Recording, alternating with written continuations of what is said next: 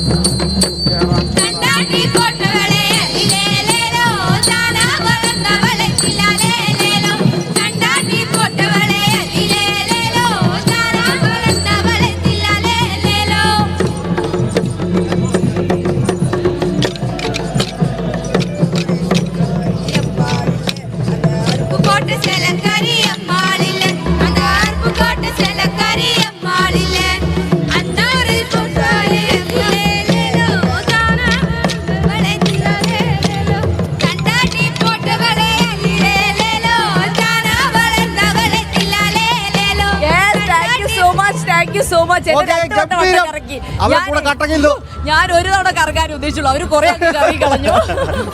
Thank you so much മക്കളെ. എന്തായാലും thank you. വളരെ നല്ല പെർഫോമൻസ് ആയിരുന്നു. എല്ലാവരും മുന്നോട്ട് വന്നു. കണ്ടു ഗോത്രകലയ്ക്ക് അതിന്റേതായ ഒരു താളമുണ്ട്. അത് ഭയങ്കര നിങ്ങൾക്ക് ആ പണിയന്ത്രം